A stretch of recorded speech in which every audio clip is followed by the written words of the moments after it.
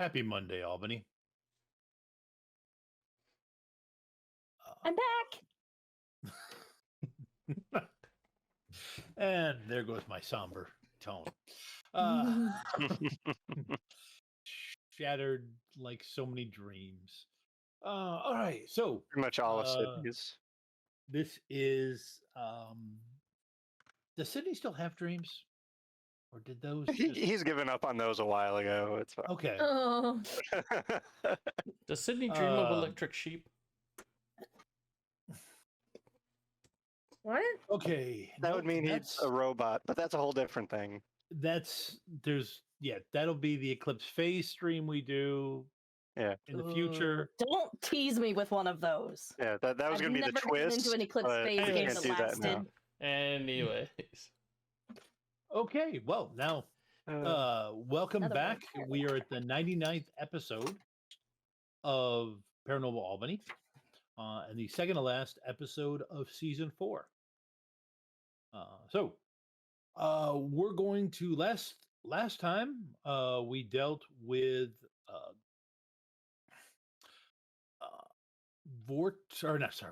Hugo Mitchell negotiating for 2 out of the 3 signatures he needs.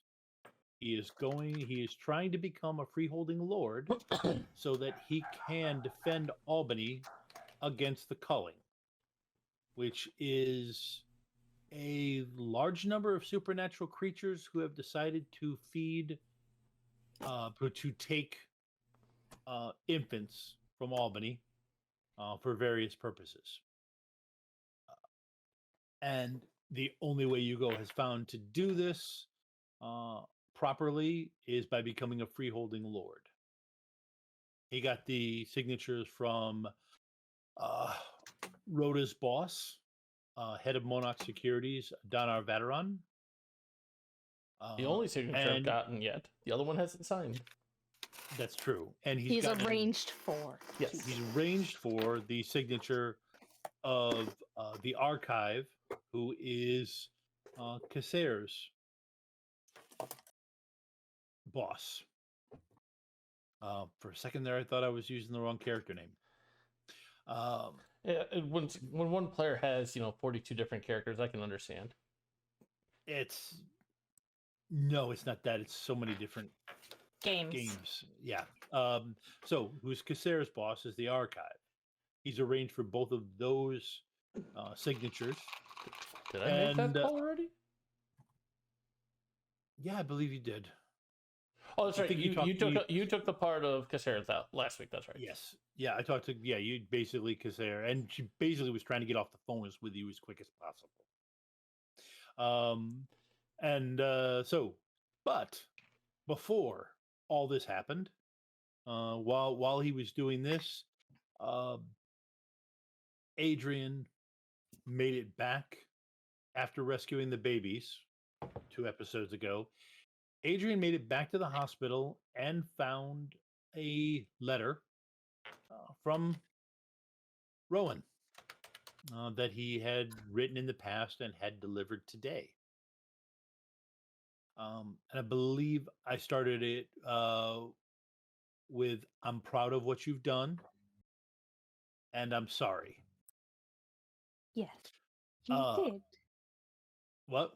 And the moment she reads the words, "I'm sorry," she slams the nurse call button. Like, one hand, she's still like...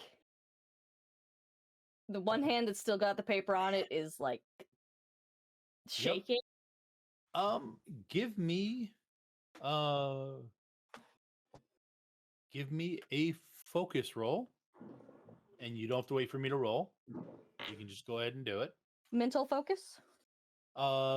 Mental focus, and but right now we'll use empathy. Yeah. Excuse me. Sorry, I've had a. No, that's always a good sign of a good stream. Mental focus age. That is D6, D8, and a D10.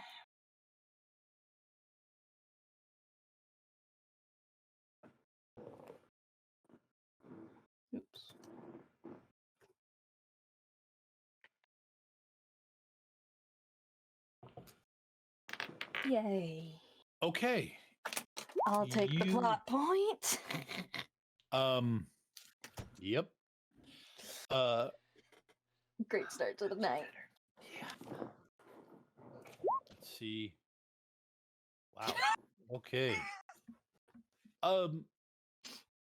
You see your breath. Actually, you see steam rising off of Rowan.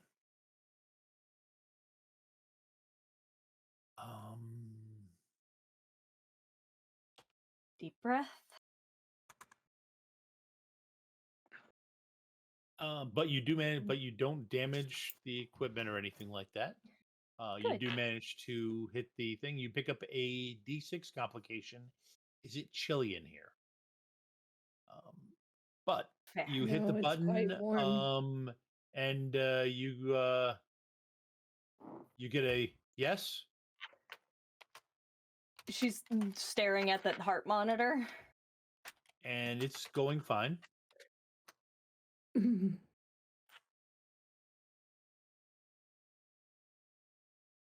Sorry. I thought it's apparently nothing. It's fine.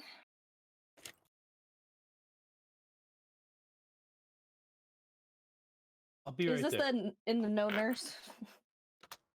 No, it's Darlene? not. Okay. No, it's not. It wasn't Darlene, but you have noticed a certain amount of deference given by all the nurses in here. And one comes in. That doesn't help her paranoia about the fact that he could have been lying this entire time. There, yeah. But just gonna say. Yeah. No, she comes down and in and checks and checks his everything and takes a look at him and man, I'm gonna call maintenance about the heat. I'm sorry about that, dear. Are you okay? You said you had a scare? It's been a long day. Dear, I know it's been Sorry. a long day. It's okay.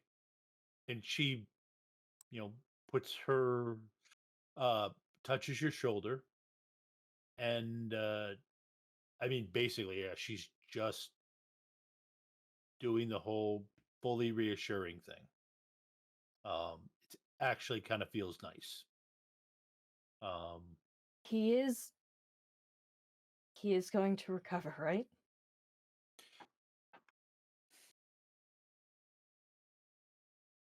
There's no indication that he's not going to recover. He is in a coma. Sometimes we don't know, but he's healthy considering what he survived and how he's healing. I believe so, but he went through a lot of trauma. Do you have someone I can call? I know he had his older brother was in here with him. He went to go make tea. Okay.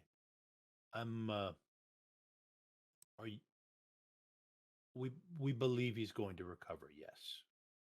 Okay. Thank you. I'm sorry. It's okay.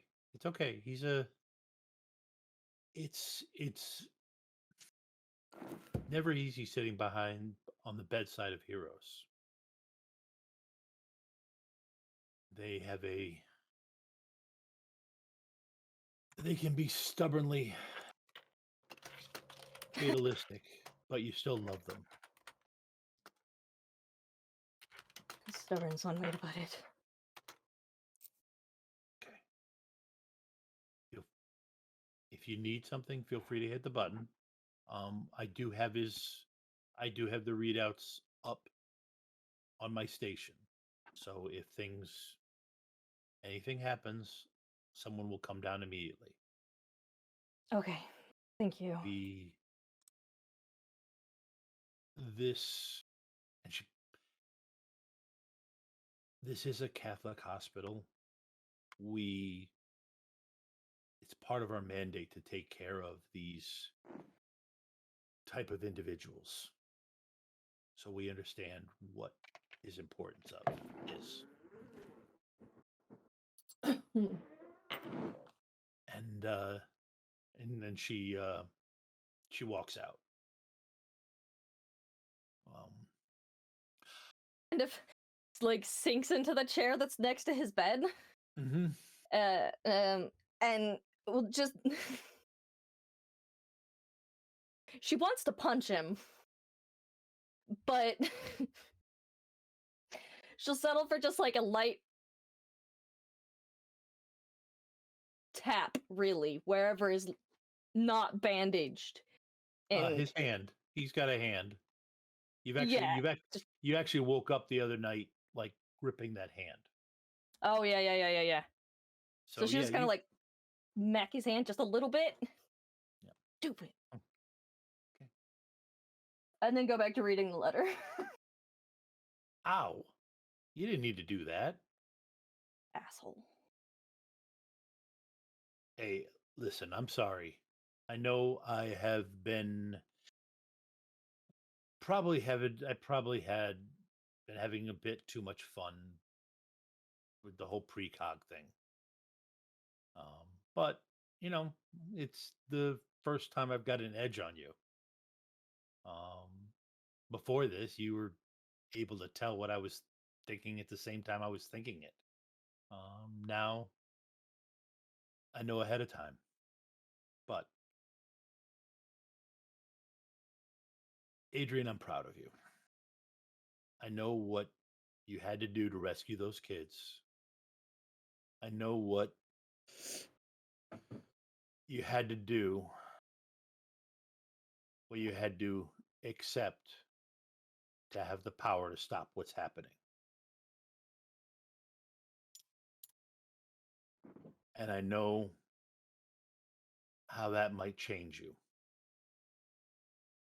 But Adrienne just like closes her eyes for a second and just I don't think she says this out loud, although she might. It's just one of those stop talking like one of us is dying.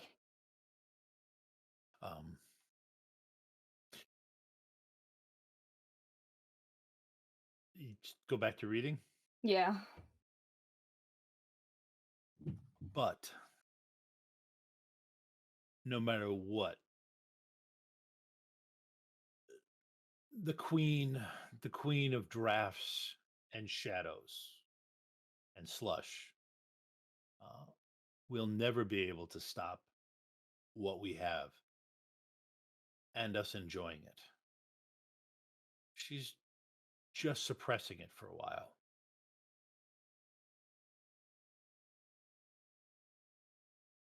I've already seen it.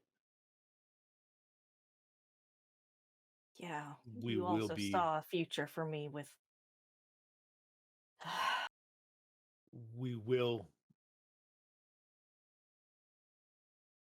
It will happen. We will be able to be together.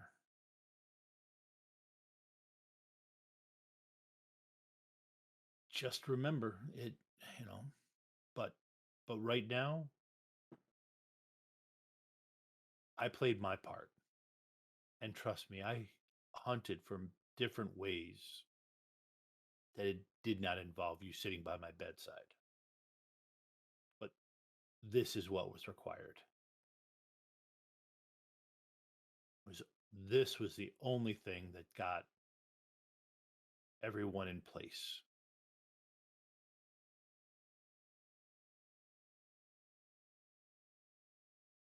And I've used my powers for a lot of stupid things in the past. It feels good to know that I used them right.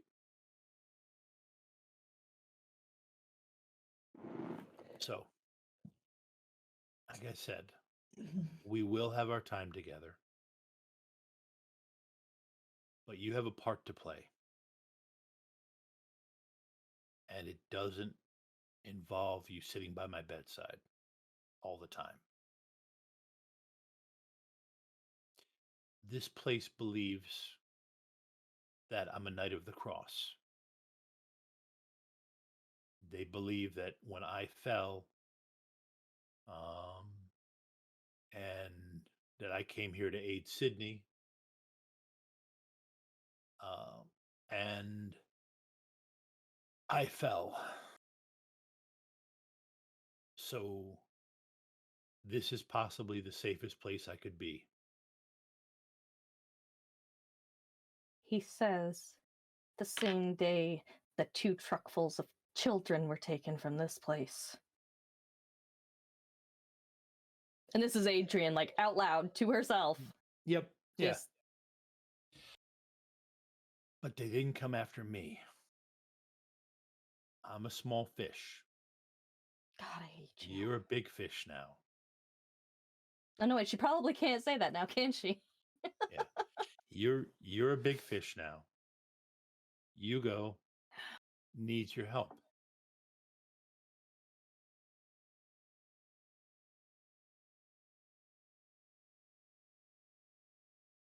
Adrienne just puts the letter down for a moment. Takes a few deep breaths.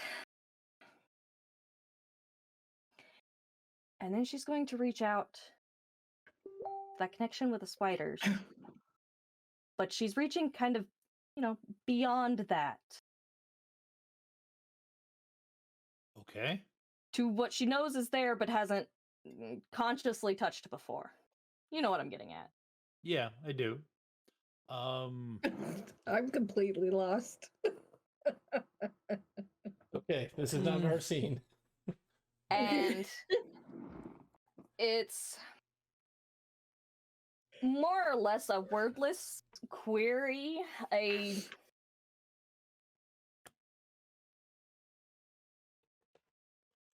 can you protect him?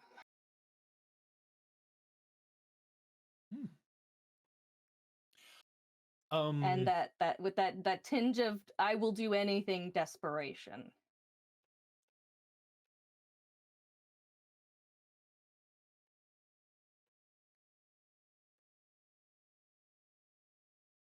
You get a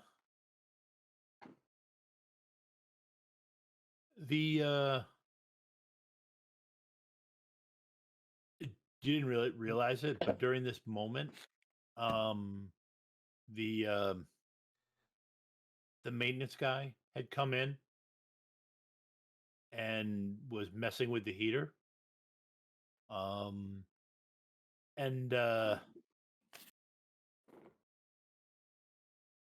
you're not entirely sure, but something, but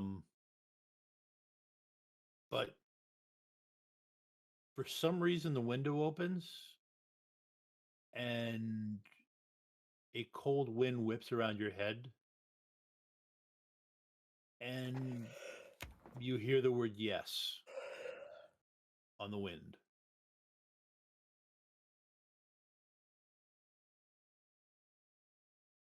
Her shoulders relaxed ever so slightly.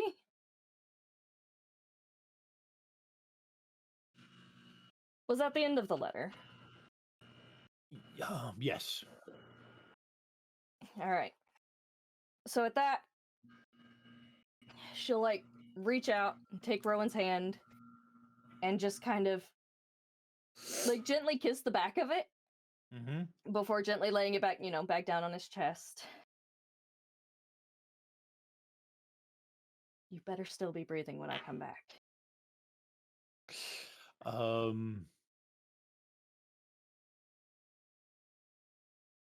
You all right, love?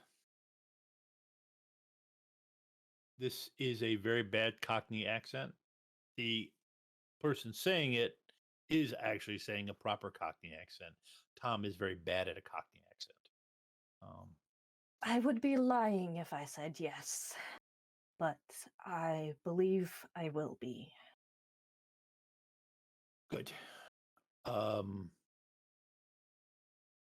Here. He sets the tea down in front of you. Thank you.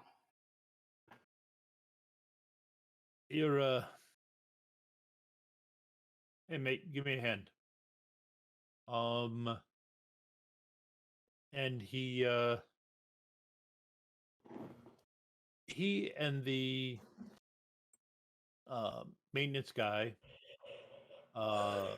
swap around. You've done enough shady stuff. You spot that Binder gives him some money.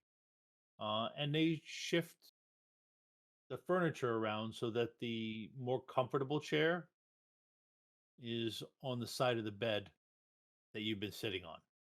Mm-hmm. And there's a blanket. Drink your tea. You need some food? And that accent's awful. I think I'm all right. She'll gesture to the probably about maybe half-eaten meal that she had before. Yep. Because Rowan's whole stipulation with that letter was don't give it to her till she's eaten. Right. Okay. Then sit down, drink your tea, and get some sleep. Yeah. What time is it? It's fairly late. By the time you guys finished up with the babies and everything like that, and you had a reasonable walk to the hospital. Yeah. So okay. You could actually go to sleep. Yeah. I don't know about that, but she'll relax. Yep. It actually sleep finds you pretty quickly. Once you relax. Mm-hmm. Sleep finds you. Probably her last thought is, I'll call Hugo in the morning. Mm-hmm. And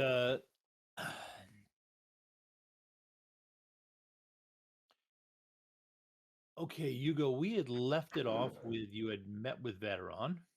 Yep. And then you were meeting with Marcone the next day, right? Or was it I think it was 2 days for that. I believe you said 48 hours. Okay. Or was it 4 to 8 hours? It was 4 to 8 hours. You were going to meet with him let's just say in the morning, because it makes the story flow easy. Yeah. Okay. All right. Okay. Was there anything the you three were going to do before that next morning?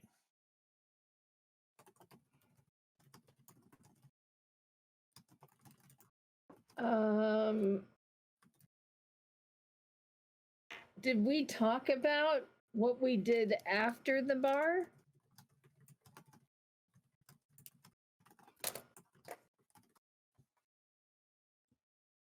I'm sure Andrew is muted. I don't think so. No, you guys didn't. Okay. You guys, it was after the meeting. You guys, I went and I finished off Hugo's meeting with Veteran. Yeah. And I believe his phone call was Casser. Well, Rhoda would have asked Sydney if he wanted to go drive on her motorcycle, but she's letting him drive if he wants to go. We I think we ended up at your place on your motorcycle, didn't we? Oh, maybe. I can't remember. Okay. Did we pick up Sydney's car or? No, I don't remember anything happening after the meeting. Yeah, I can't remember if we did that or not. I'll say I had Sydney stick around and talk to him a little bit, but that was about it. Yeah. Mm-hmm. Yeah. Let's just say you guys probably took care of some stuff, got everything cleaned up. You knew, Rhoda, you had heard pretty quickly afterwards that you were, he had asked that you be at his meeting with, you got a message from Marcone asking you to be at his meeting with Hugo tomorrow. Okay. And this came through guard. Right. And to bring along your and bring along the toy. Okay. I was like, I know what Garth's gonna say. Yeah. Yep. Okay. So Rhoda will proposition Sydney again and say, do you want to just come back to my house? I have to work tomorrow, and I've been encouraged to bring you along, and I can explain to you what that all means. Okay. Your security job, or trying to remember exactly what it is really. But Yeah. for Valkyrie / security / right under Odin wants you to bring me along. Yeah. Why me? Okay. Probably because of the sword. Oh, probably. And you're wait, I'm not Scarlet. You're pretty wonderful. I'm sure they just want you at the meeting because you'll bring so much kindness and strength to the meeting. It's not normally my history when it comes to meetings, but all right. Great. We can drive my motorcycle back. How about I drive this time, you ride on the back, but I would hold on because I drive a lot faster than you do. Oh, okay. Okay. At some point we should probably go back to my place so I can clean the place up a little. You don't have your Fae cleaning service? No, they died. Oh. That's about the most Cindy response ever. That were killed that day, yeah. I hope someone snipped it or clipped it, whatever. No, they died. Just the flat instant. Okay, well, why don't we just go back to your see what your place looks like and go from there? Yeah. Okay. I could probably use help cleaning the place up anyways because I have no idea what I'm doing. All right. I would love to be a helper. Yep. Okay. You guys do that. You're able to go back and take care of that. It's much easier to be snarky Scarlet than sweet Rhoda.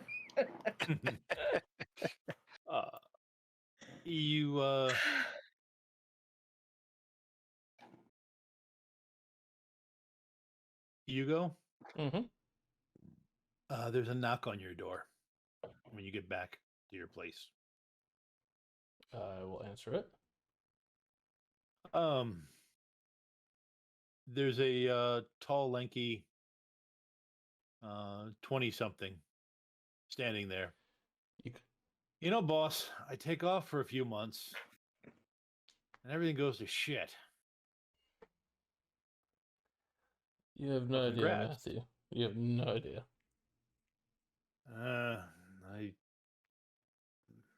Bender's pretty connected. I actually heard what's going on.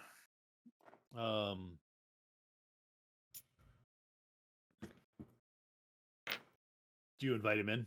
Yeah, I have no reason not to, so yes. Okay. Steps to the door, eats my face. Son of it. Yep. No, he actually makes a point of accepting that he's your guest.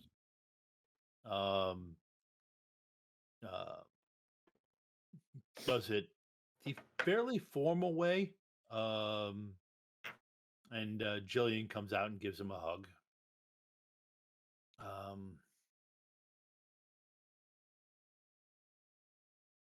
So, Albany Med, they didn't get the babies from there, but if you know a construction guy, they might need somebody there.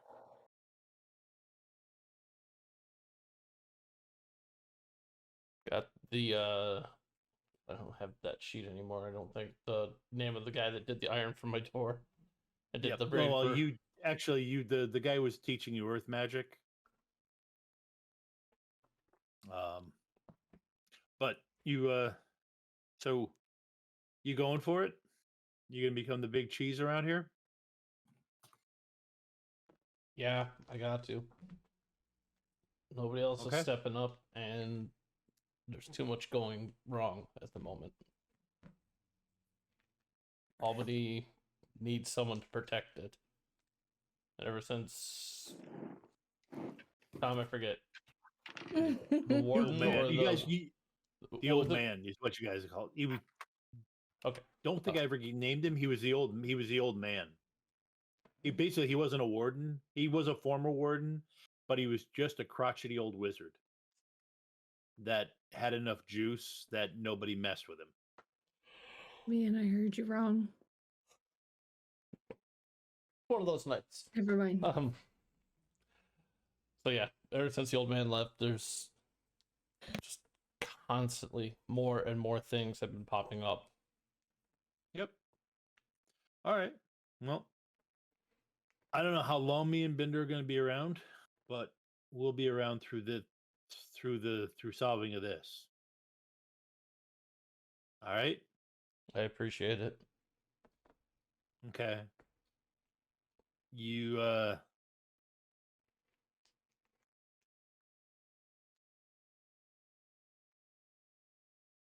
boss, as much as I owe you, you're actually going to have to pay us if you want us to help. But we don't charge much for this type of thing. Binder, as much as he tries to be crotchety on the outside, he actually liked Rowan quite a bit. So we're looking to smack that back. But speak about him in the past tense to Adrienne. I'll say Hugo catches it. I was like, wait, what happened to Rowan? Oh no, he's still here. Yeah, no. As far as I know, I haven't heard anything. Yeah, we'll figure something out. I got a meeting coming up here soon that I got to take first. Okay. All right. I'll like I said, I'm in the area, kind of I'll stay mobile. See if anything pops up. Here. This is the new phone number. You should be able to reach me. Take it, thank him, shake his hand.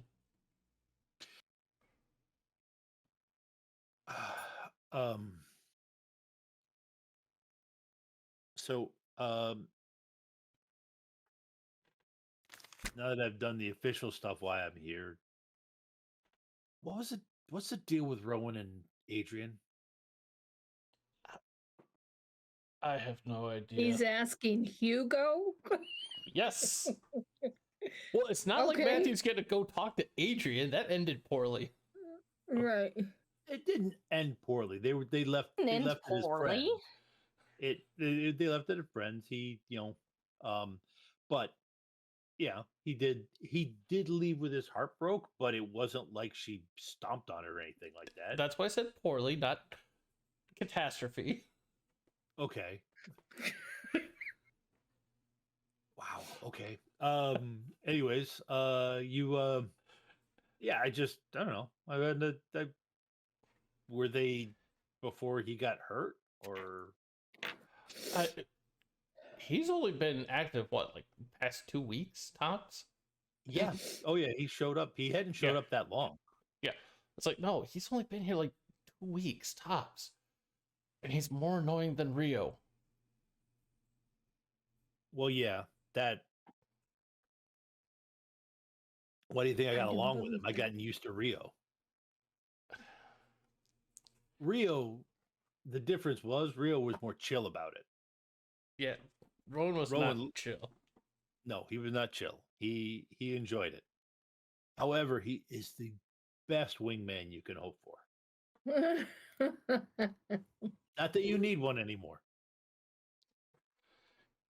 I shuffle just a little bit out of the way so that if she does do something to him, I'm not in the line of fire. Um, Like a throw pillar gets actually thrown or something. she's a hydromancer. She's gonna it's gonna be water based if she does something. She's just gonna straight drown him. Yep. But all right, I'll let you. You got a busy day tomorrow. I'm gonna head out. All right, but call if you need something. All right. Will do. Uh, Before he leaves, mhm. you heard anything about Scarlet?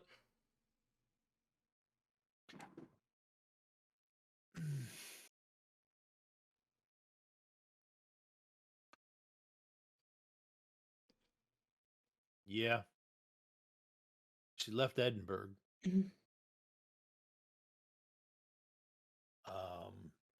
Willfully or suggested? Not that. Boss, my last interaction with the White Council was when I smacked one of their wardens around. Fair. So I try to keep out of there. I try to keep out of their range, and I try to keep out of, I try to keep out of Scarlet's range. I got a lot more juice than I used to, but that woman still scares me. Fair enough. She But should. yeah, no, I did hear she's on the move, but I don't know details. She could be on her way back. Sounds good. All right. He then he heads out.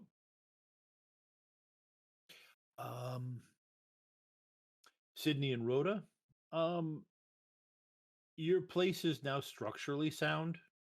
The outside That's good. damage has been repaired. I mean, it's been repaired by somebody who showed up, and Right. it's not pretty.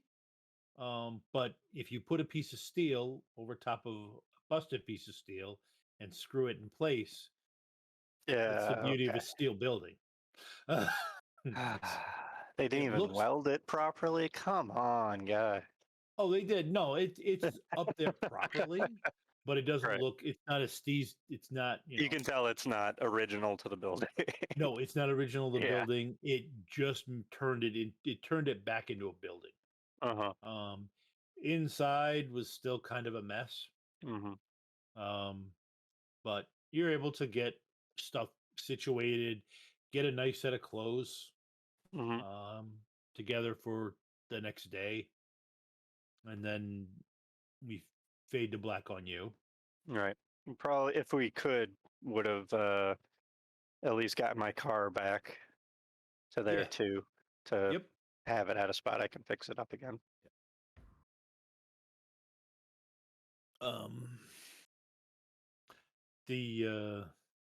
Okay. The next morning, Adrienne,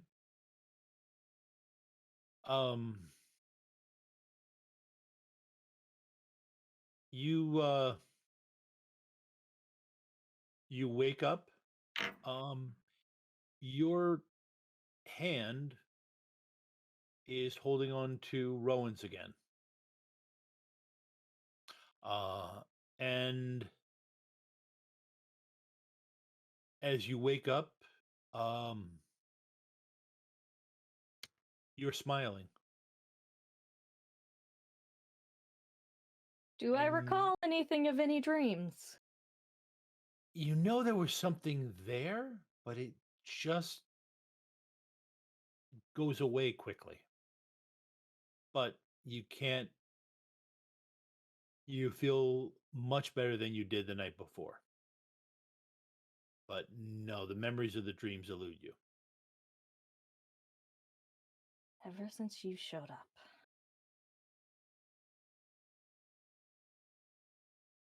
That must have been one hell of a dream.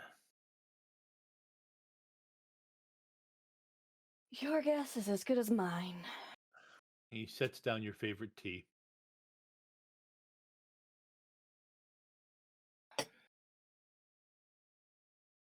I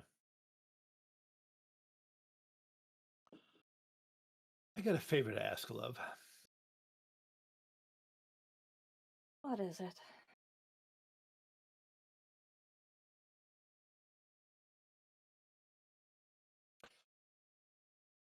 If you could make yourself scarce for a few hours, Matthew wants to come by, but the lad's come into his power, and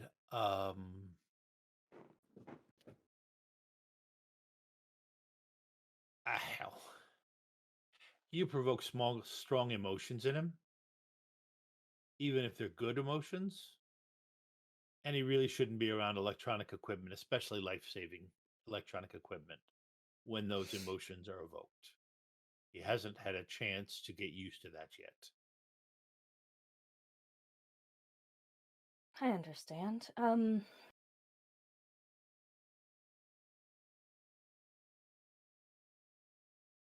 You have Hugo's number? Mm-hmm.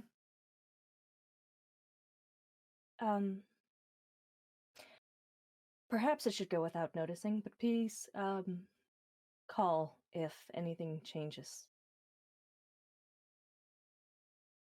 I will. Thank you. Do you have a phone? No, though I am beginning to think it would be prudent to get one. Hang on. He pulls something out of his pocket and hands it to you. There's a sticker on it with a phone number. That's the number of it. It's clean. Burner. Got nobody's name attached to it.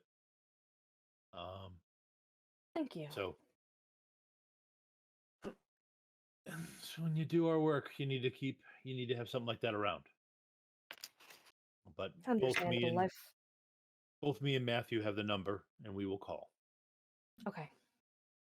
I found it simply not to carry one, but thank you. All right. So you head out?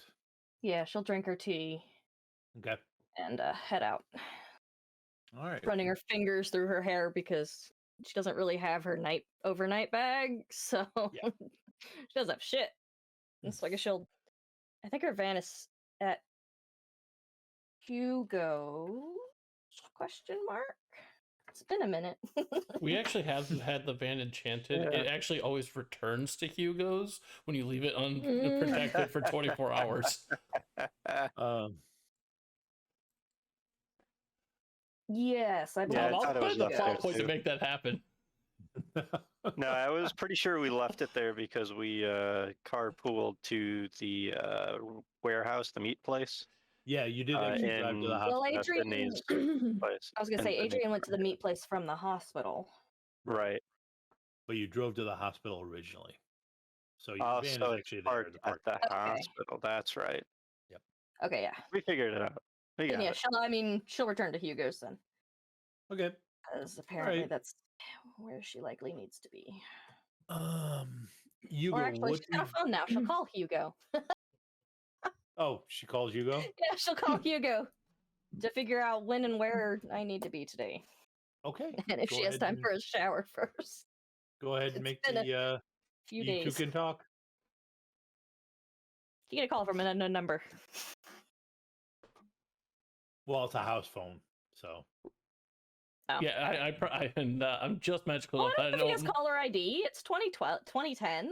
I'm you can magical. have caller ID. Yeah, but I'm magical. Yep. Fair.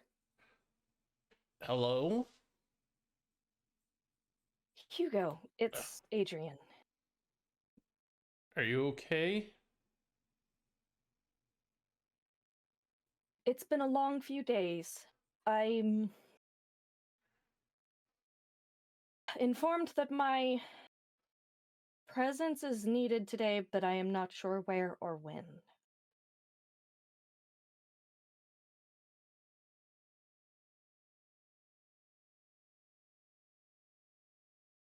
Why don't you come by the house? We got some extra breakfast left over. Get you some food. If you need a change of clothes, you got the emergency stash here that you always left behind. And then... I have my vanities. I have clothes. If I could borrow the shower, though, that would be appreciated. When have I ever said no to that? I mean, I usually don't ask. I usually use the gem. The phone, Hugo, you relinquish it. Come here, use a shower, eat something for real, not just what you can scrounge at the hospital. And then hands the phone back to Hugo and then waddles away. Ma'am. See, I had said all this, well, except for the shower part, but yes. Yep. After you get that I'll done, be then there we can talk shortly. about the day. Okay. Thank you. All right. I love Jilly. She's such a mom already. You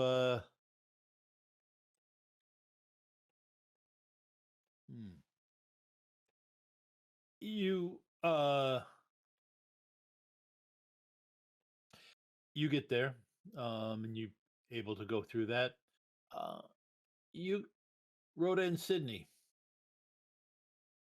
Yep. Yeah. There is a loud rapping on your door. Whose door? Sydney's door. Oh. Is it a raven? So is it, No. are we talking Oh. Dre? Are we talking 50 Cent? Biggie? Be Tupac. Does the knock sound familiar? No. No. Is I'll it a tough knock? right, yeah. It's not the thum that you get when With you're who's all, yeah.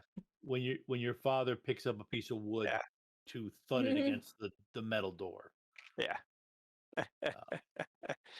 Rota's just gonna let Sydney get his own door. All right, yeah, no. Well, you'll see Sydney goes over to an area in his little loft hangar apartment thing and starts looking at some monitors and just sees who's at the door through the camera. They're Yeah. all still they're all still blown out. Oh! How do you know? They'll look at him, see nothing but static on the various Yep. ones, and be like, Yeah. oh, come on. That's right, I gotta fix this too. All right. All right. Goes and Sydney was check secretly out the who's at the first door. shark to invest in Ring. Okay. You open the door. yeah. All right. There is a woman, tall woman, in a pantsuit. This will be going on? interesting. With a large sword held like this, one-handed. It's a sword that it's a two-handed sword, but she's holding it like this across her shoulders. Can I help About you? 6 foot tall, athletic, blonde, stark face, ice cold blue eyes. So she's taller than me. Got it. Yes. You should be used to that. Adrienne's 6 foot. Oh, I know. Everybody's pretty much, I think, taller than Sydney. Not Hugo. So you're him. Depends on who's him. Is Rhoda here? Rhoda, is this a friend of yours? In place of Sydney having to meet Rhoda's parents, Sydney's meeting Rhoda's big sister. Right. Rhoda, get your clothes on. You hear this ringing voice. Oh no, she already has her both. She's saying that rather loudly. I mean, not that you've got a lot of neighbors, because you're kind of in an industrial neighborhood, Yeah. but still. I'm dressed, fool. She'll say, Sydney, you got to get ready. You got to come with us. All right. Let me go grab my stuff then. Rhoda's gonna Well, I walk up guess. to Gar. Yeah. Okay. He just walks off and grabs his She's being coat like, and his could you sword be and everything. any less obnoxious? Any more obnoxious? Oh, yes. God, you could have called and I could have met you there. I wanted to see his reaction. Well, was it interesting? I don't. I can't argue with you. Sometimes you just got to go with the strong and clueless types. I love how they're talking about him like he's not there. She'll say, that's not very nice. He is very smart. I know. He just what? Is it how like long is this meeting Marcone? gonna be? We're going to quite some time. Oh. Oh, I guess And I I'll be would back bring for you, any and like he touches ammunition. his car. Yeah, you're gonna need a suit too. I'm gonna need a what? A suit. Oh. I actually. Yeah. She'll look at Gar and say, "Did you bring one?" No, I think I might have one in the closet. I can't remember the last time I wore it though. I know, but I can't go like this. Do you have a dress or something, Gar? Come on, you have something. She reaches off to the side and hands you a garment bag. Is this going to be appropriate? It's going to be appropriate, yes. This is for work, and besides, you've got to look good because you're going to have a different employer at the end of the day. Great. Sydney will come down after a little while wearing a suit, and there'll be a very audible rip as he's walking in it. Because I don't think it was big enough anymore. Come here. Yeah, actually, you're right. It was. I mean, that was pre-troll. Yes. Yep. So I'm pretty sure the back is all torn up. Yep. Come here. All right. You hear a crack sound. A crack sound? Yep, you feel this. You hear this like wooden cracking sound. And you I mean, the suit still is not perfectly comfortable, but it's mended. And it won't tear that way again. Do I mended it. It feels very stiff. And you'll hear Rhoda from the bathroom. Did you touch him? God. I didn't touch him. I just mended the tear in the back of his jacket. No, it's not anything. It's natural fibers, so I could simply use a mending rune. I'll just need to go to a tailor at some point, probably after what we're doing. Yeah, you should, but I mean, there are worse problems. Should I shave for this? Is this a shaving kind of situation? Yes, go. We've got time still. All right, because this thing's kind of a little crazy. All right. Rhoda comes out and she's like, "This is what you brought," and it's a red turtleneck dress that goes really long to the floor, but it's like very, very fitting, and I see like huge slits on the side, and she's like, this is what I'm supposed to come to the meeting in and protect us. Oh, the meeting won't require protection. We've already got the place staked out. So have you been to Albany? Same Nothing place. goes as planned. They're meeting at the same place that they met with Vateron yesterday, and we met with Mr. Vateron yesterday, and we just extended the security.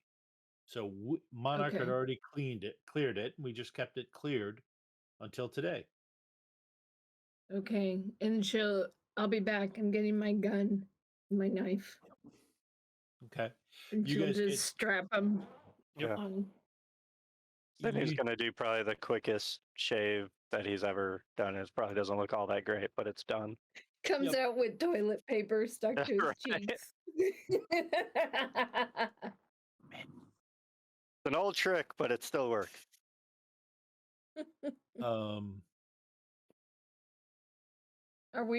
Do we drive ourselves? Are you coming with us? I'll ride with you. I got dropped off. It's been a few years. I'm looking forward to the ride in that. In what? Sydney's car. Because I only have a motorcycle. Okay. Yeah. I don't have a functional windshield. I'm sure Rota's got it. Somebody, or not Rota. Did I have time to fix somebody that? had fixed it. I'll say. Oh, okay. Yeah, you'd arranged to get. I'll take my car. Fixed. Yeah. I thought that was. We're all in Sydney's classic truck. Yep. You know, Rota and Gar, like 6'1". I gotta look at. It's a classic car. Yeah. Sedan. What is it? Yeah. I gotta look at my notes again. No, I remember you showed it. Yeah, it's a DeSoto Deluxe. Yep. 6-cylinder sedan. So it's a car. Yep. Yeah. Okay. Full on 4-door car. Okay. You guys head out. Adrienne, you get to Hugo's. You are shepherded into the shower, and once you're out and clean, unless you do something else, you're promptly a plate is put in front of you. No, I think at this point she kind of lets Jilly do her mothering.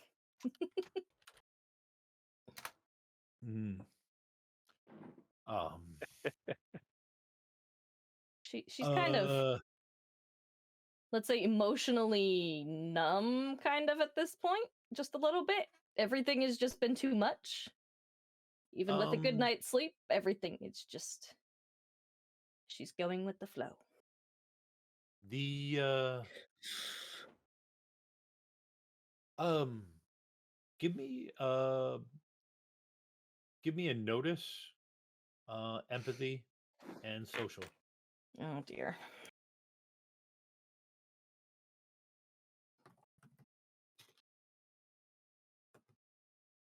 Do you need to roll first?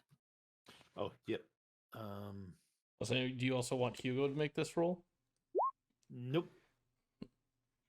Man, I thought it was gonna be 1, but 2 twos. Jeez. I'll take a D6 polka die. Okay. Wow. Nothing like getting 4 times the roll. You pick up on this feeling of anxiousness, male anxiousness, but it's doubled. There's two males in here that are anxious, like something's going to change. You know, one of them's Hugo. Yeah. I also thought you were about to pop the twin thing on me. I was like, all right, Tom, let's go. The other's not No, the other's the infant. Okay, is it? Okay. Yeah. Oh yeah, no, the infant I mean, it's, the infant's anxious and the warm feeling I took off your complication. That chases away that last bit of that complication from the previous night. Yeah. I'm Adrienne's just gonna like reach out, just gentle, soothing, especially on the infant. Hugo probably should be worried with what's going down, but a little bit there, take off the edge. okay. But also with the infant being worried, Adrienne's like, please, dear God, don't let Jilly go into labor not today. worried, anxious. Like something's about to happen. Yeah, even more Jilly so. going? Please, dear God, don't let Jilly go into labor today. Is she going to the meeting? No.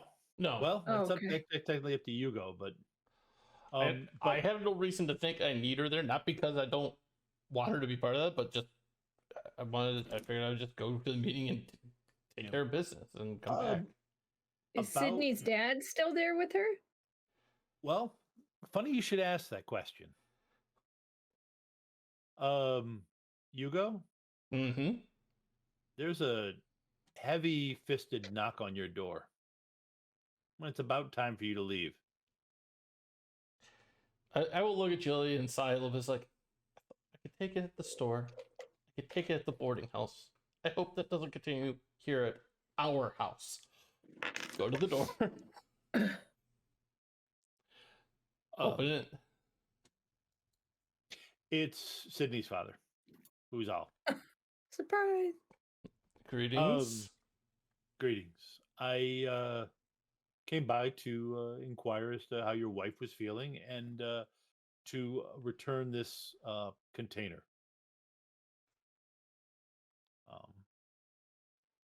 And he hands you a piece of Tupperware from your.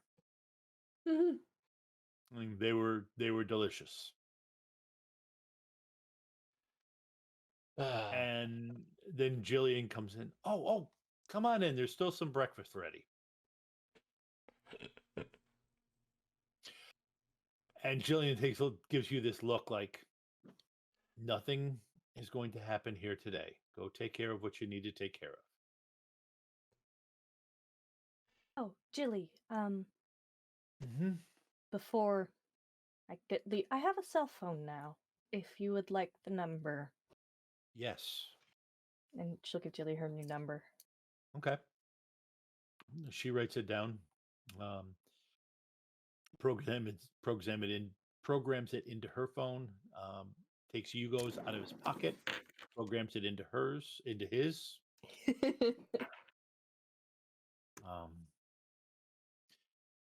And you go to the meeting? Yep. Or do you? Okay. And if everything looks to be set here, it's like I looked at Adrienne and be like, would you like to come along? I'm meeting with the freeholding Lord Marcone from Chicago. Yeah. I wasn't sure who, but I knew that's what the meeting today is about, and I guess why I am also needed to be present.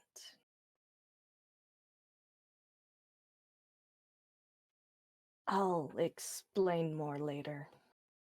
Okay. Oh, this is gonna be fun. Okay. Can we go to the bathroom? Yeah, it's about break time. Yeah, it is about break time. This is a good setup. So this is gonna be all right. I was gonna do a different setup, but okay. We'll be at a break.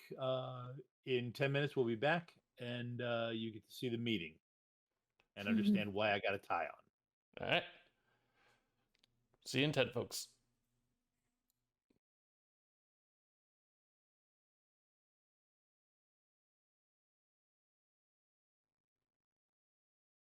Happy Monday. My name is John Marcone. I'm here in Albany to negotiate with a local individual by the name of Hugo Mitchell. I recently became the first non-supernatural freeholding lord, and apparently I've started a trend, and Mr. Mitchell wishes to follow in my footsteps. If you all look to the door, you can see Mr. Mitchell and his retinue coming in. My intelligence is correct. The one gentleman there with a sword is Sidney Drake, who has recently taken up one of the recently become a Knight of the Cross, taking up one of the holy swords. The woman in the interesting red dress, and he looks up to the tall blonde woman standing next to him with a slight grin on her face, is named Rhoda Kiri, and she is a operative of Monarch Securities, and well, at this present moment in my employ.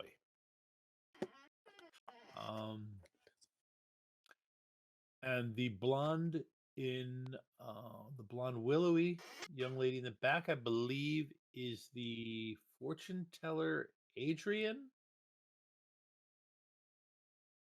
And at this moment, you hear everybody sees this brief look of surprise on Guard's face, on the woman's face, and she shifts her stance slightly and looks at Adrienne. Marcone raises an eyebrow and then stands. Mr. Mitchell, it is good to meet you. Walk over, offer my hand, say, same to you, Mr. Marcone.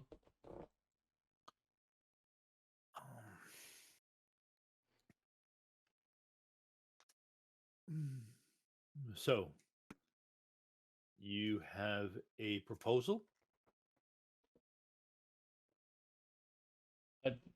I'm not entirely certain what you may already know, so I will give you a short summary and then my proposal.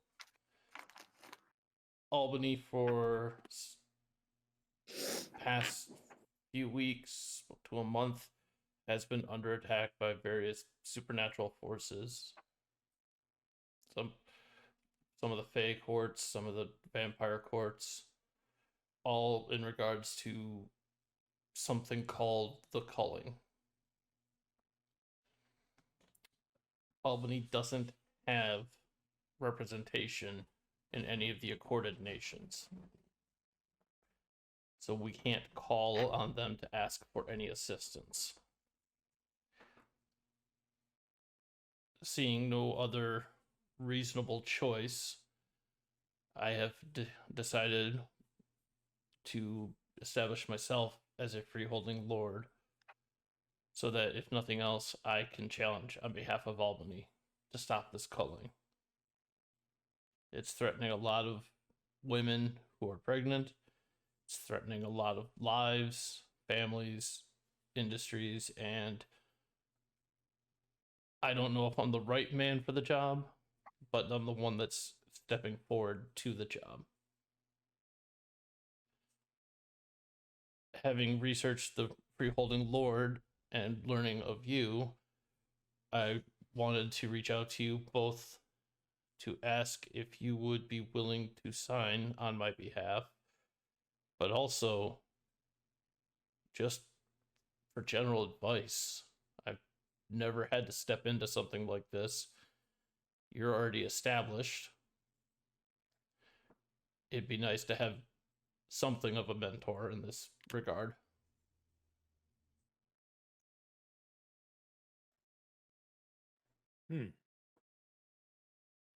Well,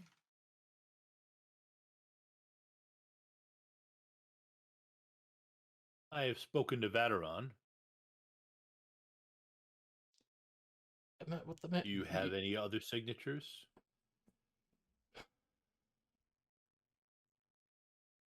I have someone known as the archive, who is also willing to sign.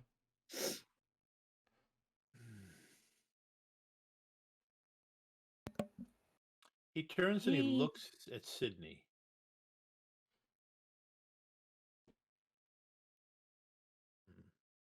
Hard for a second.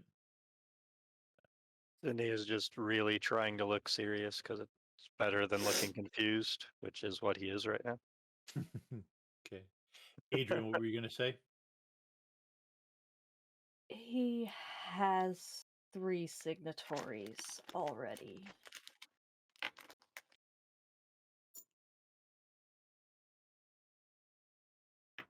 I'm gonna join Marcona in that look of shock because I didn't know I had 3. Like I said, I'll explain later.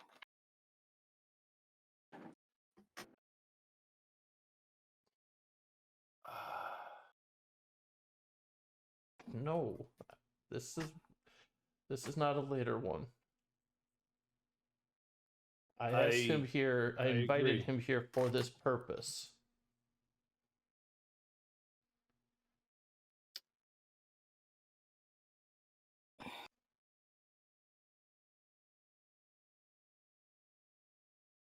Well,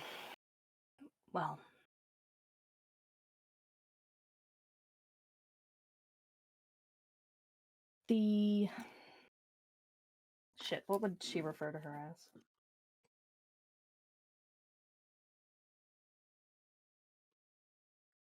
My notes are failing me.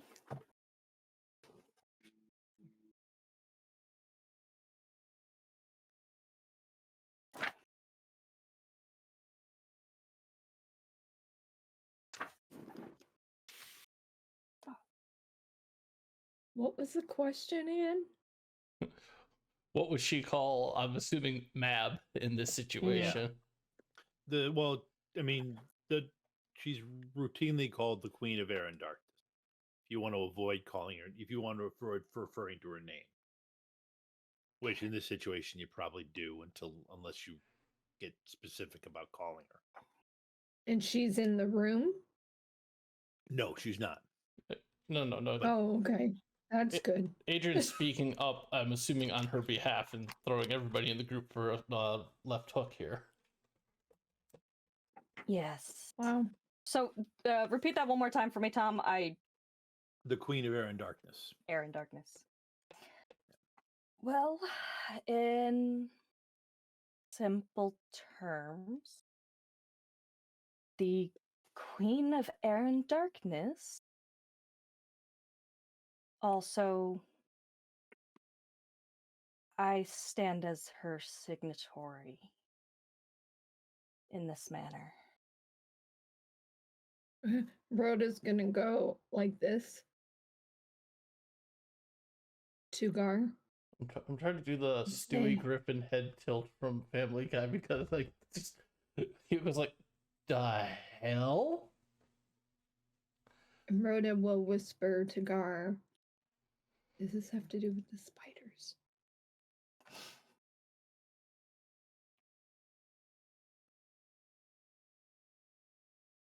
Oh no. Okay.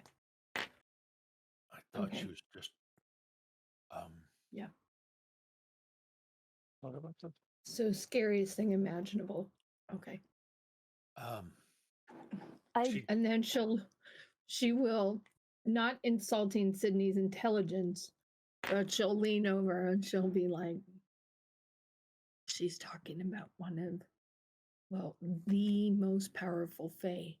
And for some reason, she is her signatory, which I think has something to do with those goddamn spiders she's been messing with. So, after Hugo finally gets the engine back in sync and not off balanced, he invites Adrienne to sit down as a person of equal at this table then. Because if she's claimed to be the person, then he's treating with both.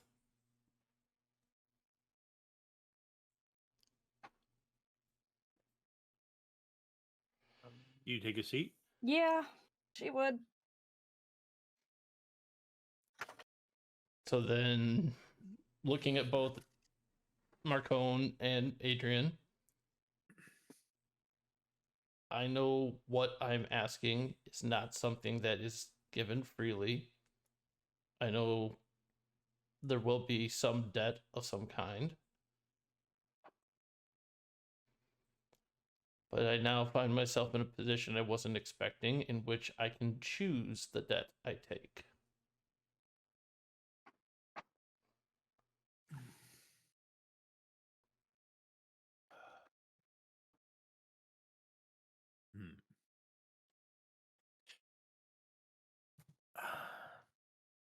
He gives you a look of respect.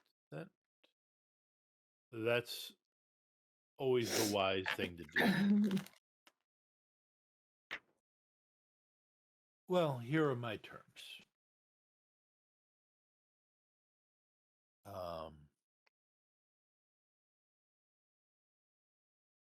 The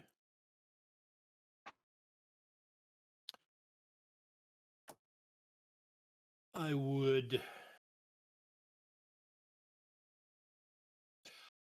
would require us to be in a formal alliance to prevent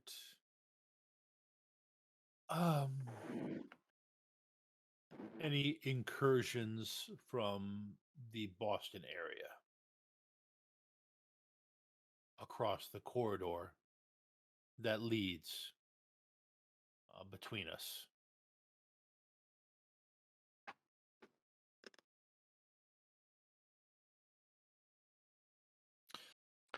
Insert an appropriate a comment about an appropriate level of New York insulting Boston term here.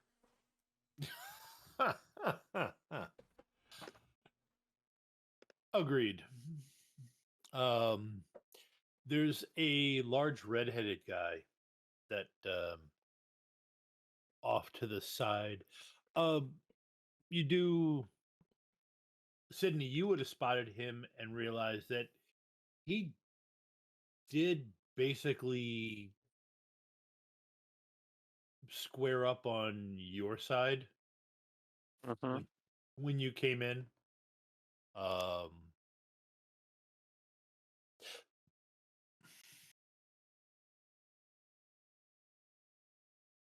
Square up in the sense of he wants moved to into fight if position. things get into a fight. If things get into a fight, you have to fight. Yeah, Right. Yeah. basically. He picked me to pair up against, pretty much. If things go south, got it. I think Sydney's been in enough bar fights to be able to piece that one together. This I know. Yeah. This one I recognize.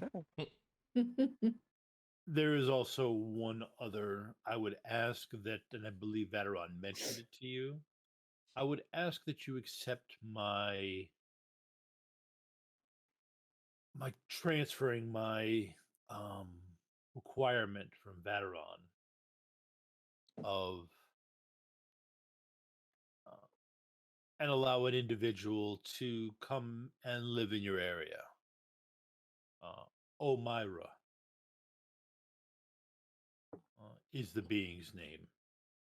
I believe they would be a help here, whereas in my area they would be a hindrance or possibly a complication.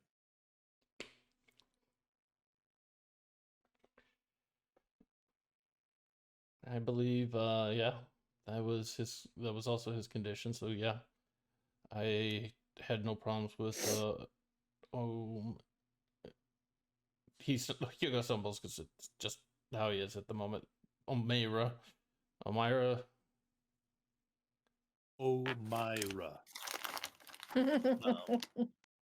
It's they're very particular about the pronunciation. Got it. I'll make sure to start practicing. And the last one, and he looks right at Sydney. Keep writing the notes. She needs it.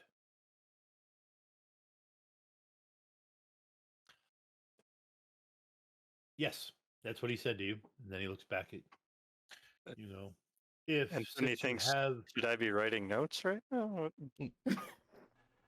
Oh, right. No, I'm good. Took Sydney a moment's breath. Rhoda, you can see you, The smoke Guard is coming out of his standing- ears. Guard is standing there like, stoically, but you can see the smirk where it's like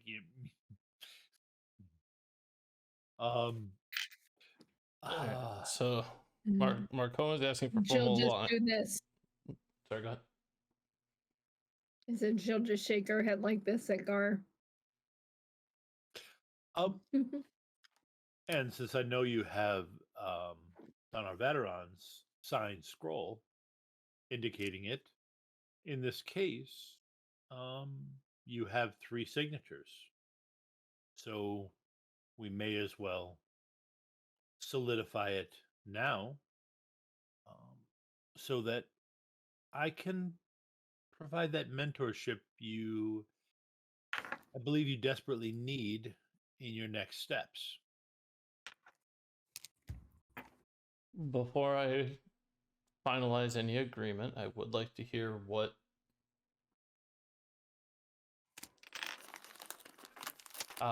the Winter Court emissary, I guess, what the debt to the Winter Court would be. That is a good question. Good job, Hugo.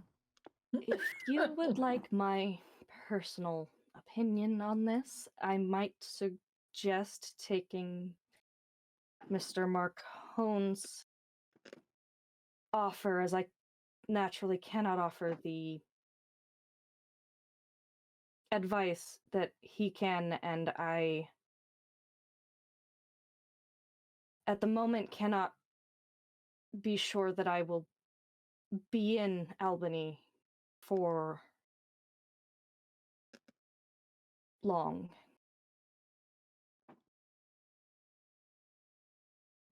But what would the Winter Court ask in return for its signature?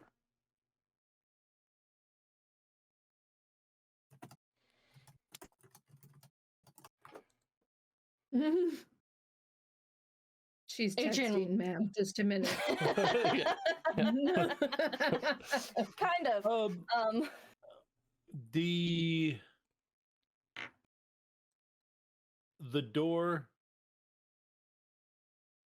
door opens and a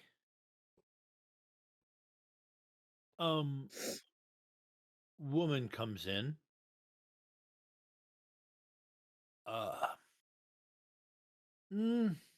Actually, saying a woman is the incorrect word. Right. If you were to say anything, it would be the woman walks in.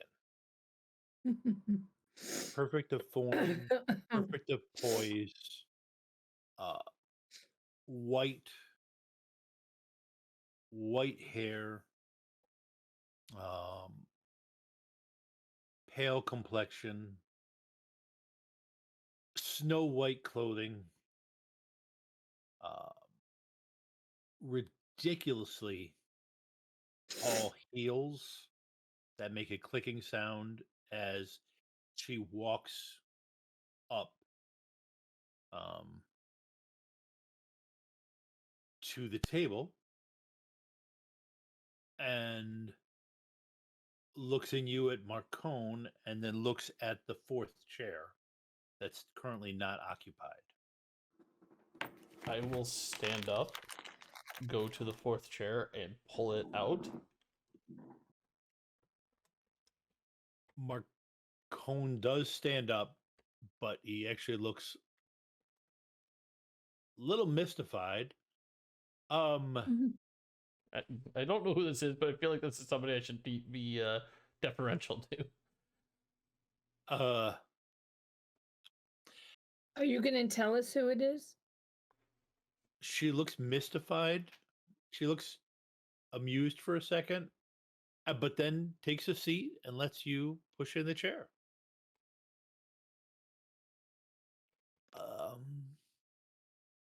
So that's a no. Just 1 second. No metagaming. You, Adrienne, Uh-huh. you know who this is. Uh-huh. I know who this And is. Yeah. And you feel this incredibly strange sensation. And and without you thinking about it, you start talking and saying the following words. Because me typing them out and you reading them and saying them would be way too awkward for the game. If this were a recording, I would do it that way, but it's not. Yeah.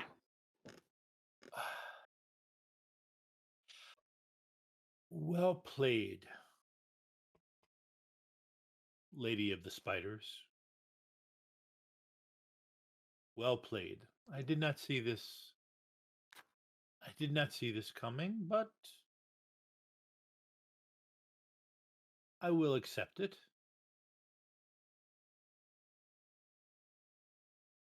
At this point, there are 3 signatures on the table. Do you accept? I consent to being one of the signatories because of the effect you have had on one who bears one of my mantles. Remember, this is all coming out of Adrienne's mouth. Yeah. But you can feel a punch behind it. Do I need to make the supernatural threat roll to know who this is? Sure, go ahead and make the supernatural threat roll. Hugo? Both you and Rota can do it. Hang on 1 second. Let me just. But wouldn't Rhoda know who this is? You probably have. Yeah, you probably do. Okay. Hugo may not. Given what Adrienne has intimated, I would assume. Yeah. Mental knowledge or no. And what else? Oh, Valkyrie. Valkyrie, yeah. That would fall within that. Okay. I don't know if my focus practitioner would fall into this. Yes, it would. Would I? Yes, I would get it. Yeah, you know it's Mab. Mab, Queen of Darkness. Queen of Air and Darkness. Highest dice? 12? Mm-hmm. So You I got 12. D12 polka dot. Okay. Yep. No, you got a... No, 10. D4 polka die. I rolled 2 D4s. Oh. Yeah, I rolled 2 D4s. You get a polka die equal to the highest die that you beat. Right. I see. And all I did was roll 2 D4s. Because it was that easy, apparently. Yeah, but... Except Sydney. Sydney doesn't get to roll. Yeah. There's a reason why I asked Tom if I needed to. He's like, yeah, sure, why not? Actually, Sydney, you've got the paranormal thing, so you could actually roll no and Okay. Wouldn't he And almost the sword instinctually would not know? be happy. No, the sword doesn't have a problem with Mab. I got to be careful. I can't say it a third time. Already said her name twice. With who? Yeah. Like that's Queen gonna of all Air right. and Darkness. Right. So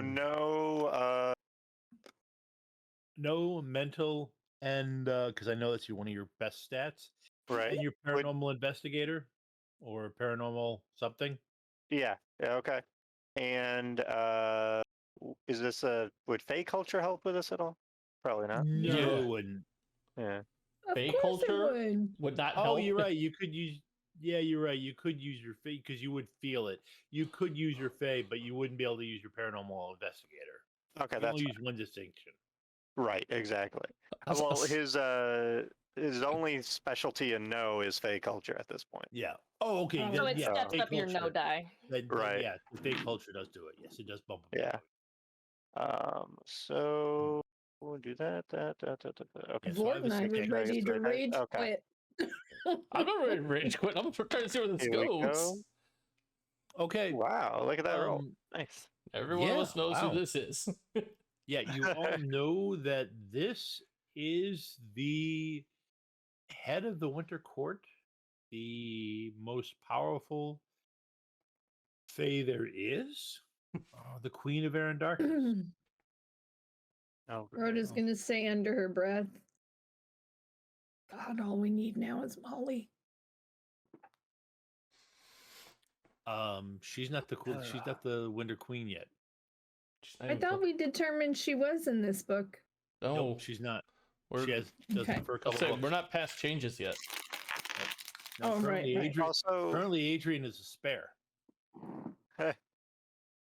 who mentioned the notes to Sydney again?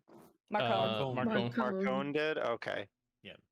The guy wearing the suit in the room. Right, the yeah. The guy wearing the expensive suit in the room. There's a couple people wearing suits, but And then if there's you a were to guy that's say wearing the suits that's suit- worth more than my shop. Yes. Adrienne is probably the most just plainly dressed here. Yeah. Are we supposed to know what that notes reference is? Nobody is except for Sydney. Yeah. Okay. Yeah. Just checking. Andrew knew, but it was fun playing that. Oh. Sydney was like, "Wait, what? Oh, right." So I will nod in deference to Her Majesty. And Rhoda won't even look at her. ask politely, what debt would I incur?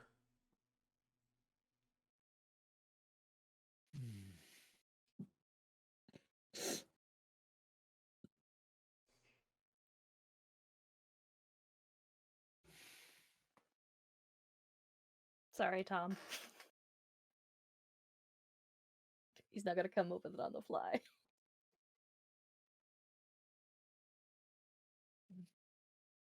Just your firstborn. Ouch. Nothing you would not already be doing. So the debt to you is as you do this, as you join the Accords, you join it, you join them, and you remain true to yourself.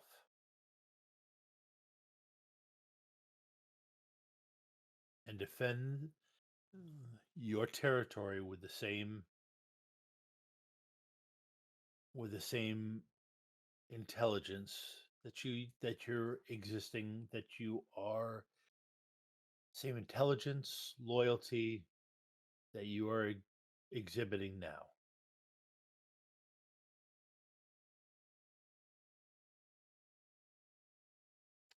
At the risk of shattering the illusion slightly, there is also a fair amount of fear. You say that out loud? Yeah, that's...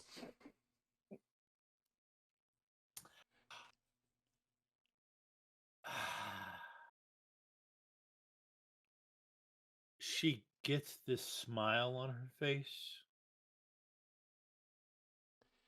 A healthy dose of fear can never go amiss. Yeah. I don't know if that was prompted by Matt, but that was definitely Adrienne as well. Yeah, that comes out of Adrienne. That comes out of Adrienne's mouth.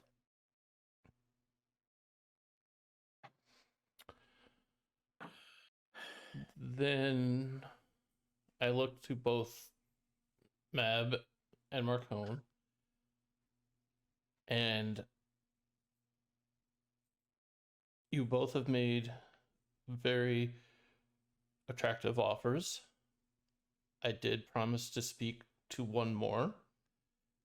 May I beg of your patience 1 hour to speak with the final party? The door opens.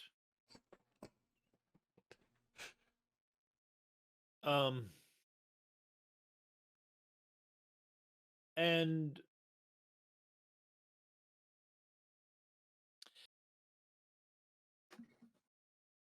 this 20-something comes in. No, actually not 20-something. So she's not technically that old yet. 18-year-old walks in wearing a suit that is clearly not his. His arms are way too long for it. his shoulders are way too far or way too wide for it. And Sydney, you look at him and you know from the front, he's already split open the back. And he actually feels a little bit better about himself that he isn't the only one. Yep. I mean, and the legs don't quite reach as far down as they could. And that's not a problem that I have. And we're gonna, and he didn't even, and he's wearing sneakers because he didn't even try and get those size 14s right into into dress shoes. He walks up to the table.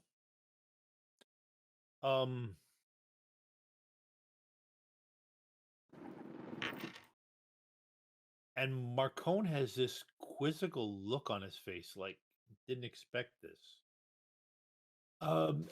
You recognize him, Hugo and Adrienne. Actually, all three of you recognize him as Irving.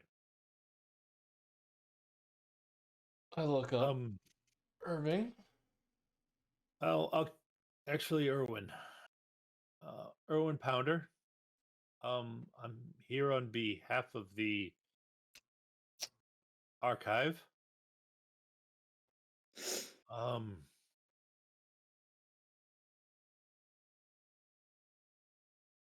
Everybody give me a notice roll.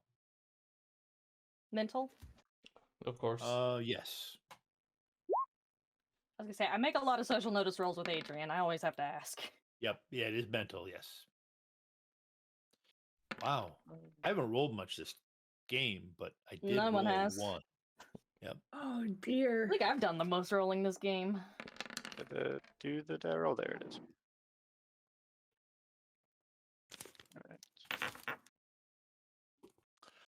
I don't know if any of my distinctions would apply, so I'm just gonna not.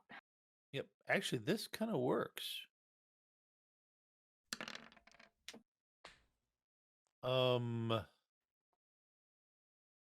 Based on knowledge, now that I think about it, what you know, Sydney? Marcone has been making notes the entire time. Well, you don't know if he's making notes. You know he's been writing something down the entire time. Right. And then the kid appears with a message from the archive. Right. Yeah. Marcone thinking about it, Rota would have been the only one with that knowledge to be able to notice that for sure and put it together, but she didn't roll high enough to notice because Marcone was being kind of cagey about it. Yeah. And when Irwin comes in and even mentions the archive, Sydney has a little bit of a smile that he quickly tries to go back to his serious look. Hide it. Yep. And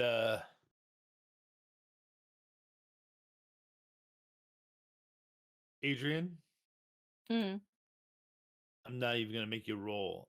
This kid is nervous. He is a college student who has a rough knowledge of the occult, and he is out of his depth. But I'm surprised she did not send Adrienne. Or, Jesus, I'm mixing up my own characters now. My mind went like, oh my god, what's happening? Because Sarah would have came, but she needed to tend.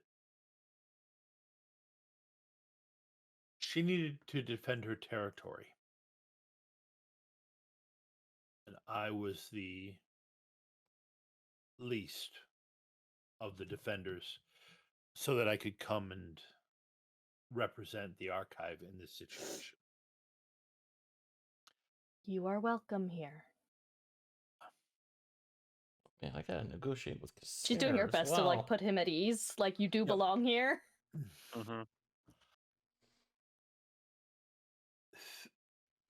And he starts to say thank you to you, but then he turns and he Notices who's at the table. no, he actually inhales through his nose, and then he turns and bows his head to the Queen of Air and Darkness in thanks, and then looks at Adrienne and nods thanks. I believe in this situation, I'm allowed to paraphrase.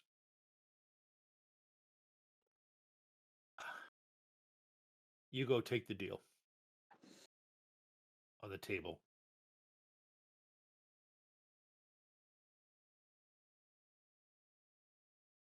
If I could, I would. My family's not a member of the not a signatory, so my family has no place here, but the archive's instructions, Hugo, are to take the deal as you are given it.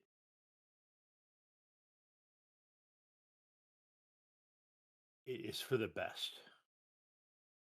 And that's as much as she can say.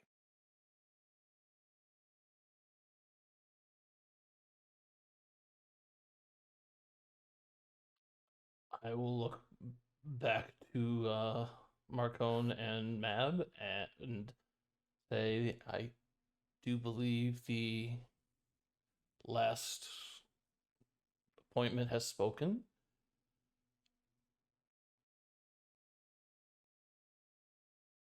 I do hereby formally accept your offers and the debts they entail. A scroll appears in front of the two of you.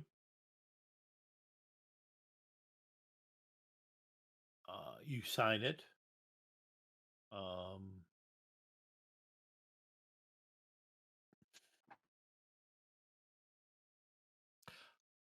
Crap. Tom needs to ask a question. Yep. One of the conditions was that you take Rota on as that you employ Rota in the defense of Albany. Did I say that earlier? You did not, but I know you implied it. Okay. Because you pivoted. You said the stuff about Omeira. Okay, that's right. Myra, yeah. Omeira. My Tom's bad. One of the conditions of Marcone is that you take Rhoda on as your local advisor, and she makes an excellent aid. She will make an excellent agent, as Guard does to me. It also allows Vateron a way to look in on what we are doing in our areas. So that's my little bit of retcon. I'm not Rhoda, sure. Do you object to this? Oh yeah, would Rhoda? Are they asking her in real time? It would have come up at the time, yes. Okay, so she would say, no, that's fine. Can I also give my protection to Jilly? She's part of Albany. Yeah. Thank you, Ava. Yeah. I was gonna do it simpler. Jillian She's is the also wife of the new freeholding lord. I expect you as a bodyguard to be protecting the family. Yeah.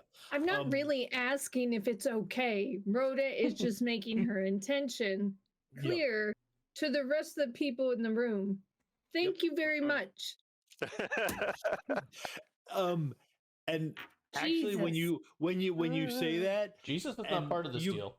Yeah, Hugo, when you look over at Marcone, he's got this, you just catch it, this little bit of a knowing smile on your face of, this is what you're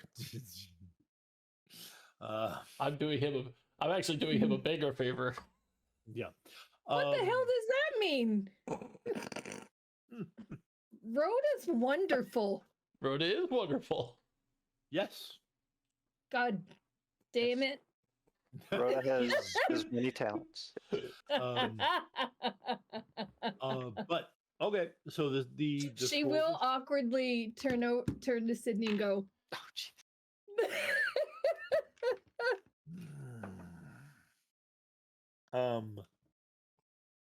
Guard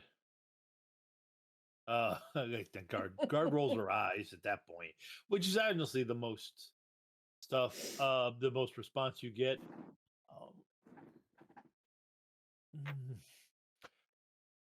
Sydney, Mhm. as they're signing the accords, you notice Hendrix relaxes, which basically means that his shoulders slump a little bit. Mhm. I did not Ever so realize slightly. Yeah. Yeah, ever Hendrix so was slightly. there. The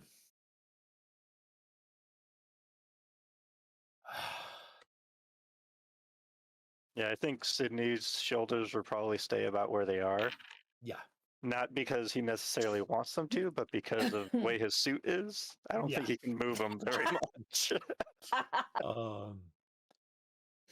the scrolls are signed. She looks very pleased, and it is done. She looks at Marcone. Advise him well. He has a battle. He has a. He has a. He has. I'm trying to think. He has conflict in his future. And then he gets up, or she gets up. The woman gets up, Queen of Air and Darkness.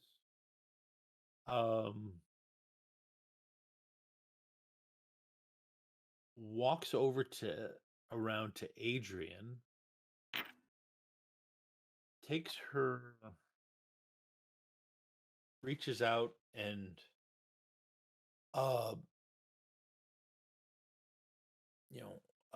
caress of her chin and looks her in the eye for a few moments, where nobody's quite sure, but there's some conversation taking place.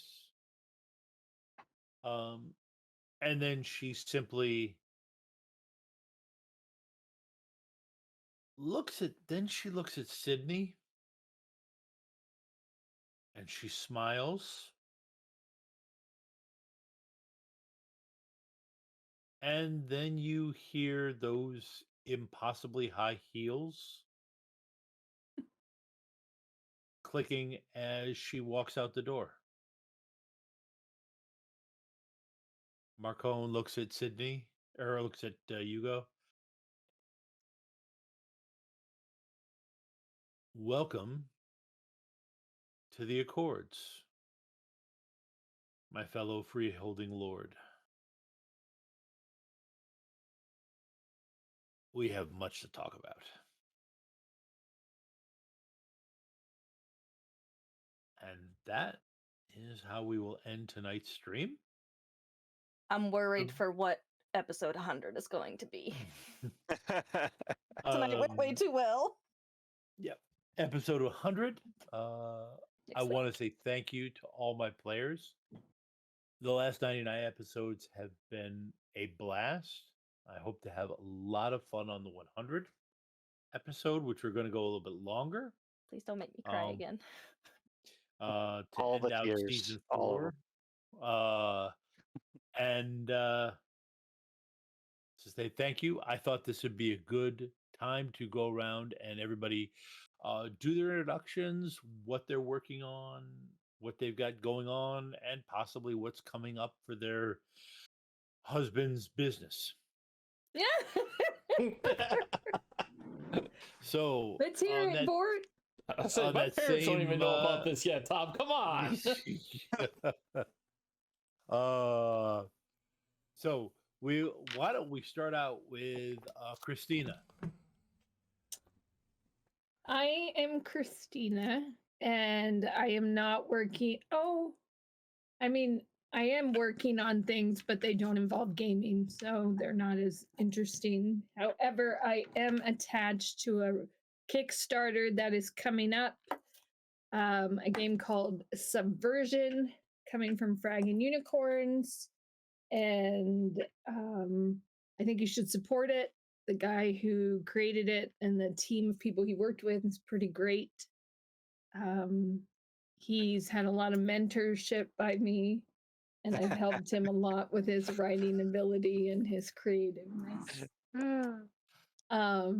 Anyways, if you didn't figure, Chad or Opti is my husband, and I hope you also check out Misspent Youth. That's another one that's really cool. And Really please get awesome. this gangs of Undercity out of my house. Oh yeah, you guys still probably have a pretty good stock of that, don't you? Okay. I dropped a link. You can click on it for Subversion. You Goes can live click in on 2 it to weeks. Save it, and it goes live in 2 weeks. From tomorrow. Check it out. There is, if you check out the Rem Alternis YouTube channel, there is an actual play of it. It's a really interesting take on role-playing games and how to move, what the goals of the game are. It's And you not don't just- have to work with big corporations. You can It's- work for the people. Yes, it's cyberpunk fantasy, but you are envoys of a local community. You work for the people. So if anybody could be part of writing a mythology and game system for that, it would be the guy who created the Neo Anarchist podcast. Yes. So let's see. Andrew, why don't you go ahead and introduce yourself? My name is Andrew Bryant. I am also known as Roadkill among gaming and the streaming kind of community at this point. I am really playing Sydney. There's nothing else that I'm necessarily doing right now. I have a couple other things in the wings. I You are can't. in the Power Rangers podcast that is currently dropping. I am.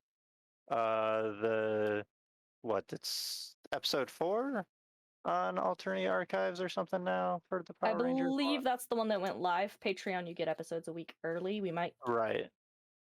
Which one am I? But I'm in that one. I play the Yellow Ranger Quentin Turner in season 1 of the Power Rangers thing, and then once you get through that one, I believe they're working on season 2 right now. We are as well. So there's a Prowlers and Paragons thing that I think is still in the works. I'm not sure when that's going to be released. Once we get them all recorded. Right. And I was also in Alternative Archives Saints and Sinners, which has a good set of episodes, and that was a lot of fun. So. Fort. Hi, I'm Vort. I'm the local captain of the Paranormal Albany Buckaroo Banshees, the professional curling team. You can find me here on Rem Alternis on Monday nights. And I'll be joining some other projects that will be released here in the near future. And I had to get it in there just to mess with Tom. Oh, yeah. You had a really nice 7th Sea thing there for a while on Alternative Archives, too. That was pretty awesome. I have another one in the works. We're doing our session 0 this weekend and then start recording actual play in March. Nice. Okay. Okay. Go to Ava. Yep. I am Ava Rogers. You've probably seen or heard my voice if you've been around Rem for any given time. I'm editor for the Alternia Archives podcast, where we focus on one-shots and short campaigns of really anything that isn't D&D. I'm also crowdfunding director, so I have been managing the Subversion Kickstarter that Christina went over. And I'm also managing a couple others that launch here relatively soon. We have a new one coming from Mobius Worlds that did the Nocturne by Night. It's a new setting this time for their Prowlers and Paragons Ultimate Edition called Well of the Worlds. If you're familiar with the Japanese isekai genre or the more Western portal fantasies, modern people shunted into a magical fantasy world by one means or another, is what the setting is. So you can play yourself transported to a magical setting where you will gain magic powers. And we will actually start a stream of that on Rem Alternis soon. I don't know exactly when that's slated to start, but we are doing casting now. So if you are interested in that, I believe it is up on our Discord. Is that on the casting call? Yes, it is. It's on Yes. casting call. So go ahead and hop into the join our Discord, and there's plenty of games to play. Even some that are streamed, some that aren't streamed. And that one launches, I believe right now we have slated for the 4th of April, or is it March? 4th of April, because that's the Tuesday. I believe it is the current date. It's not set in stone yet, but hopefully. We also have not Edge Zone. Oh my Jesus. Exit Vector from Vector Tridents, which was mentioned. We have a commercial for that during our breaks. It is a mini aerial combat game. So it's system agnostic, but, well, let's be honest. If you want to play your Shadowrun riggers, they don't get much love on the tabletop. This is a game built basically for them. And that will be launching in March as well. We don't have an exact, or not March as well. That one's, it'll be March. Launching in March sometime. We don't have an exact date. It'll be within weeks of, I don't know if that's been released. I don't know if I could say that. I don't know if that's in our NDA or not. I don't know if that's been announced. It hasn't been. I don't believe it's been fully announced. I bounced between 2 different NDAs. Yeah, so it'll be in March. Yeah. That you got everything? Those are the big ones I'm working on at the moment and have somewhat solid dates for. Okay. There's others I'm working on in the background too. All right. I'm Teslan Kiranok, also Tom Augustine, depending on how you know me. I am Special Projects Director at Rem Alternis. I do a lot of different things. And if there's a stream on Rem Alternis, pretty much at some point or whatever, I've been doing some of the background work to make it happen. That's pretty much my specialty. I also write for Catalyst Demo Team, Shadowrun Missions. But what I'm doing this week is, tomorrow night, I'm going to be running the tech for Shadowrun Missions, where they're going through the season 8 of Shadowrun Missions. When the bugs in Chicago really come to the forefront, and it's a lot of fun. That's tomorrow night at 7 p.m. Central. And then on Thursday, there is Rules of Cool at 7 p.m. Eastern, or 6 p.m. Central, or 4 p.m. Pacific, where we are talking to somebody that I will talk about in a minute. But after that, at 8 p.m. Eastern, 7 p.m. Central, or 5 p.m. Pacific, we are playing a fantasy tabletop role-playing game called Rollmaster. This is one that is near and dear to my heart because it's really what got me started as a storyteller. And the gist of it is The rise of the city-states signaled an end to the dark age that had plagued the lands. The city of Venice was determined to be a leader in all areas, including regaining the knowledge lost to the Dark Age. To this end, the city master commissioned a series of expeditions into the ancient ruins of the magical kingdoms. Join us as a group of adventurers goes on one such expedition to the spirit of Zolfoth. Zosoth.